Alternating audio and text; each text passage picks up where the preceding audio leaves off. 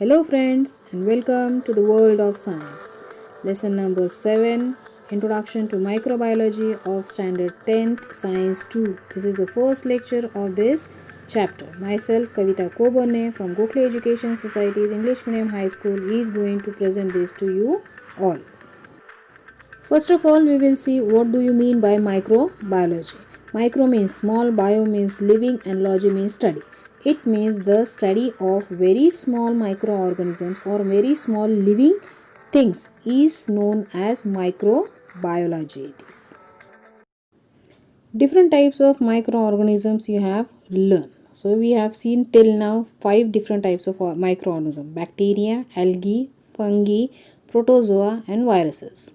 Now this fungi is divided into 2 or more types, that is yeast and molds. So now we are going to study about these microorganisms and its uses in our daily life on the basis of agriculture, on the basis of industries or medicine, wherever it is used.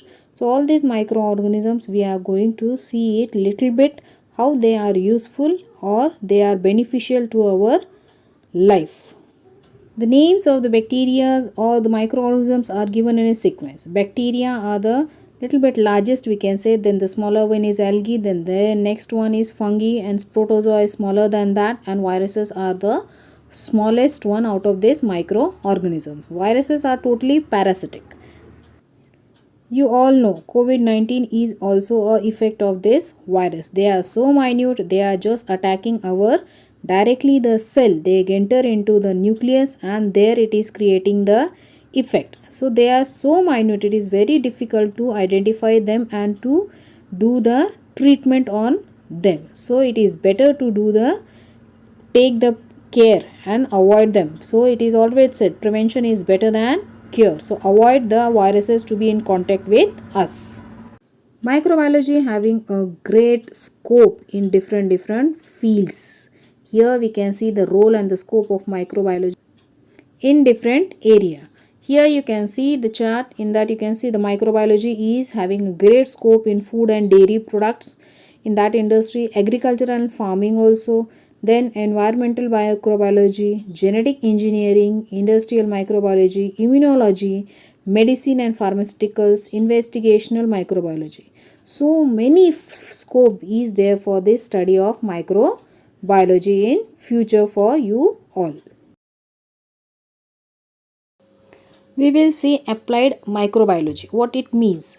The study of enzymes related to some of the prokaryotes and eukaryote microbes. You have learned prokaryotes and eukaryote microbes means they are microorganisms whose cell organelles are not separated one, they are prokaryotes, and whose are separate one, we are having the separate one cell organelles, they are called as a eukaryotic microorganisms.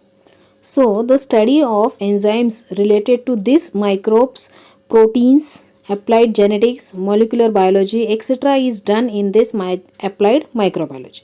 Applied microbiology is used for manufacturing various food products and medicines. With the help of microorganisms, such products can be produced on large scale and hence it becomes useful for everybody. So, this we can use it in two different types. First one we can say here microbiology. Medical microbiology, study of role of microbes in human and animal diseases, it comes in medical microbiology. Agricultural microbiology, it means role of microbes in plant diseases, soil fertility and spoilage of agricultural products. All these things, the effect of microorganisms, they may be advantageous, they may be disadvantageous, all related to study it or related to agriculture is done in the study of agricultural microbiology. Why we study this study of microorganisms? Because we have to just use them, we have to use the microorganisms in different fields in human welfare. So what the knowledge we have got it regarding the microorganisms, it has to be applied. So that's why it is a applied microbiology. Next one is industrial microbiology. This science is related to commercial use of microbes in which various economic, social and environment related processes and products are included. Various microbial processes useful for this purpose are carried out. Means here the people are get benefited environment has to be considered, and we are getting the money by using the microorganisms for producing various types of food product, for processing we can say. So like this, the industrial microbiology. Main feature of industrial microbiology is a various production with the help of fermentation process like bread, cheese, wine, raw material for chemicals, enzymes, nutrients, medicines, etc. It comes in industrial microbiology. We use the use of microbes for producing all this. Next one is use of microbes for garbage management and pollution control. You have learned about the biodegradable and non-biodegradable things. So for biodegradation, these microbes are very important. And nowadays population is increasing. Garbage is also increasing. It has to be maintained, and the pollution is also increasing. So this has to be controlled by the natural way. So for that purpose, these microorganisms are used, and it comes in industrial microbiology. Application of industrial microbiology. Bacteria, fungi, yeast, etc. are used commonly in the production of various fermented products like wine, yogurt, etc. For producing these type of microorganisms are used. Second, strains of Corynebacterium glutamycin have been used in the production of the amino acid L-glutamate. Third, production of food and dairy products, cheese, yogurt, alcoholic beverages, coffee, tea, vitamins, etc. are some of the examples which we can just produce in the industries. Production of vaccines is another important application of industrial microbiology. Antibiotics, which we are just taking when we are just falling sick. So these antibiotics are another example or another important product produced by using the microorganisms. You have learned about the discovery of penicillium. So penicillium is also produced by the help of microorganisms. So like this, the microorganisms are very important in different industries and for producing different things like the vaccines, the antibiotics, the dairy products, and many other things it is. Milk is a great supplier of protein and calcium to us. So by preparing various milk products, one can preserve milk for a long time. Cheese, butter, cream, kefir, yogurt, etc. are some important milk products. While making these products, water content and acidity of the milk is changed. Due to this, the texture, taste, aroma and flavor are changed of that milk. Some are becoming thick, some are becoming semi-liquid, like that it is there. For milk products, usually lactobacillus bacteria are used. Sometimes bacteria in the milk are also used for the further processes. Cheese, it is one product which is using the fungi as a microorganism for the production of itself. The conversion of this milk into different dairy products, the processes are performed on large scale with more skill. For production of this most of the products, the milk products, bacteria in milk is also used. For the cheese, the fungi is used. Basic process for production of yogurt, cheese, cream is same. Milk, first of all, it is pasteurized at the beginning to destroy the unwanted microbes. Pasteurization means to heat it at a high temperature and suddenly cool it out. It is then fermented with the help of lactobacilli. In this process, lactose in the lactose sugar which is present in the milk, it is converted into lactic acid, and the milk proteins are get coagulated with the help of lactic acid. Coagulated means they get combined and they are forming the pulp. Okay, solid like substance they are forming. Besides, compounds with taste and flavor are also formed. Yogurt is also one of the milk product. Now we will see how it is prepared. Yogurt is a milk product which is produced with the help of the lactobacilli, that is inoculant. Okay, it is one of the type of bacteria. For maintaining the protein content, condensed milk powder is mixed with the milk to be fermented for industrial production of yogurt. Here you can see the process in short. It is warm milk is added with the strains of Streptococcus thermophilus and Lactobacillus delbrueckii in 1:1 proportion. Lactic acid is formed due to this Streptococcus and make the protein to gel out, means solidify it is. Acetaldehyde, like the compounds are formed due to that lactobacillus, and that gives the characteristic taste of yogurt, that is a sour taste to it. Nowadays juices are also added in this formation of yogurt. Now we will see how the curd is prepared at home. We boil the milk at home, heat it up. Okay, so boil should come up in this.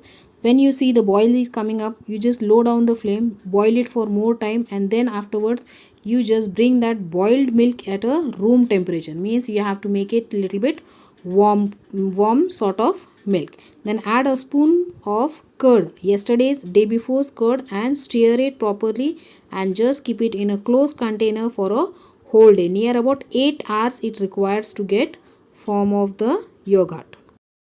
Next milk product is your butter. It's yummy and delicious. Okay, you all like it. Here it looks like this. This butter can be prepared by just collecting the cream of your everyday milk. It gets saturated one, and after that, after a 1 week or maybe 15 days, that cream has to be collected one. It is fermented with the help of the bacteria, or you can just add the curd in that. It get fermented and it get converted into butter, and then from this butter we are just getting the ghee. Two types of butter like sweet cream and the cultured are produced on a large scale in industries. Microbes are used for production of the cultured variety in industry. Next, another favorite milk product is cheese. Cheese is produced on large scale from the abundantly available cow milk all over the world. First, chemical and microbiological tests of milk are performed. Some colors and microbes like the lactobacillus cremosus, streptococcus, thermophils are mixed with the milk. It imparts, means it gives the sourness to the milk.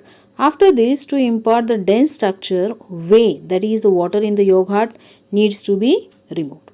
Previously, an enzyme, rennet, which is obtained from the alimentary canal of cattle, was traditionally used for making the cheese. However, now an enzyme, protease, obtained from fungi is used at present to make the or to produce the vegetarian cheese.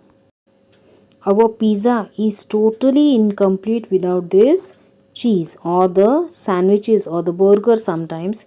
It is totally incomplete without this cheese.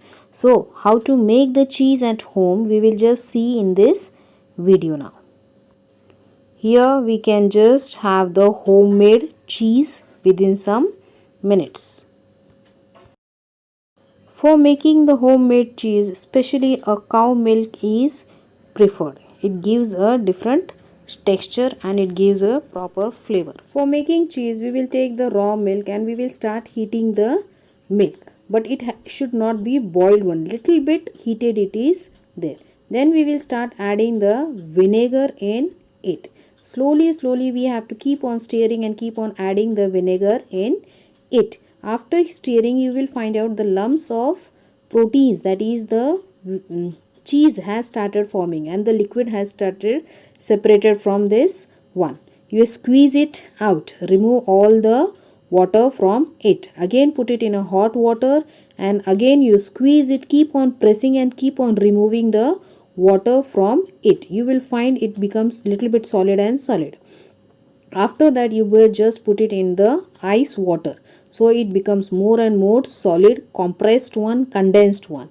And then for just storing, you can just put it in a plastic or a foil which is used at your home. You can keep it in a fridge and whenever it is required, you can just take out and use it. This is how we can make the cheese at home.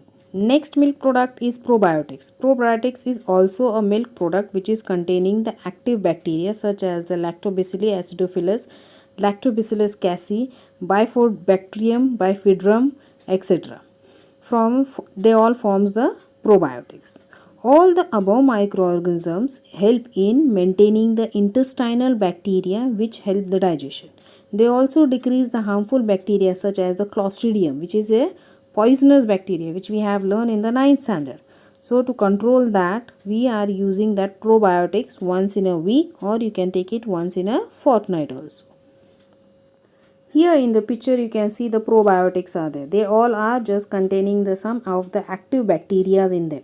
Kefri, Sauerkraut, yogurt, coconut, kefir, kombucha, natto, kvass, and the raw cheese. They all contain some of the live or the active bacteria in them, and that will just helpful for our body. Question arises why these probiotics are developed and why they are having so much importance nowadays. Recently, we all are just taking or consuming these probiotics. Because the benefits of probiotics is, first of all, the colonies of useful bacteria are formed in the alimentary canal, that is your digestive system. The harmful microbes can be controlled by reducing their metabolic activities, which can cause the pain in your body, or it can just cause any defect in your organs also. So that harmful bacteria or the microbes has to be controlled by these probiotics. It also improves the resistance to fight against the diseases. Some harmful substances are formed during the metabolic activities of your system. So their bad effects are lower down due to this probiotics. Due to antibiotic treatment, useful bacteria become inactive and probiotics revitalize them by making them active again, which is needed in our body. Then probiotics are used for treatment of diarrhea also. In poultry treatment too, probiotics are used.